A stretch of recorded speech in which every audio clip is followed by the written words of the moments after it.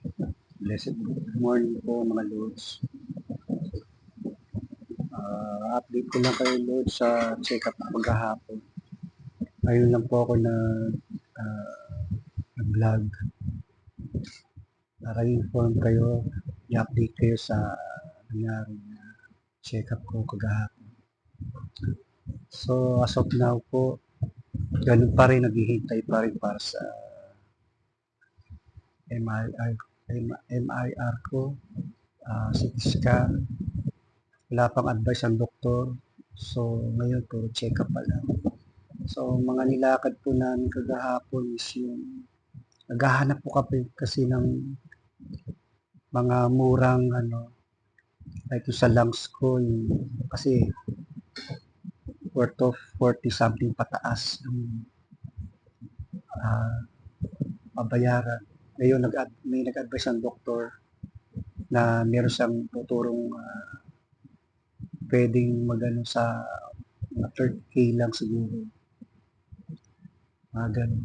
Tapos sa ulo ko naman until na naghihintay kami kasi ipapasa pa lang namin sa October 11 yung video o picture yata nung pagka scan sa ulo ko para makita talaga nila yung nakuna, kung ano yung nakunan, para makapag-decide sila kung anong gagawin sa akin.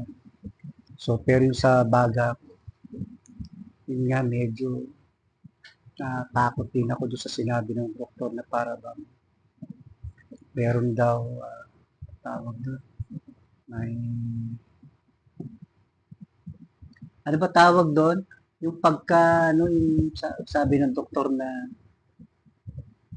parang baka pagka inanuhan ako ng camera. Ha?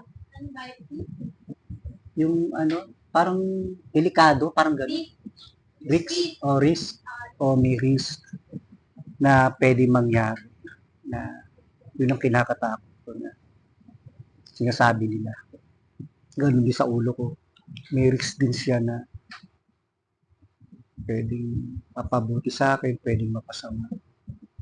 So, kaya mga Lods, hindi ako ng prayer sa inyo na sana bago mangyari yung mga operation na yun,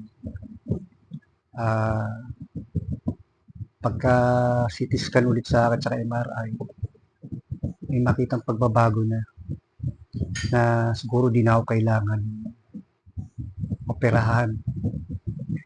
Ngayon, sa ngayon wala po ako tinitake na mga antibiotic or maliban sa vitamins. Sa vitamins po ako. Malakas naman po ako kumain. Pero yung pagkain ko, alalay, kaya lang maya-maya, pag nagugutom ako, tapos yung mga kinakain ko, mga mahilig ako, gusto ko yung may sabaw, isda, tapos tagaluto ko, kuya ko. Siya pinaluluto ko ng mga pagkain ko. Hindi niya hinahaluan ng mga like mga betchin, mga magic sarap. Asin lang, konting asin, ganun lang siya. Kinukuha lang niya sa mga pagpaasim sa kalamansi, luya, ganyan, mga ganun. Iwas talaga ako sa mga matatabang pagkain, mga baboy, lahat. Saka mga prito-prito sa mantika. Ngayon may mga prito-prito ako kinakain pero sa olive oil ko siya niluluto. Air fryer, ganyan. Ganong klase yung ginagawa kong pag-maintain sa akin pagkain. Tapos kain ako ng prutas, juice, mga juice like pineapple juice, ganyan, mango juice. Medyo magastos. Magastos po talaga. Kumpara nung normal ako kumakain, bumili ako ng lutong ulam, sangkanin, tubig, ayos na. Solve na. Pero ngayon, magastos. Ngayon po, gusto ko talaga magpasalamat sa lahat. Comment, bibigay ng kanilang mga mensahe. Maraming salamat po sa inyo lahat sa mga prayers niyo po. Yan po talaga napaka-importante para sa akin.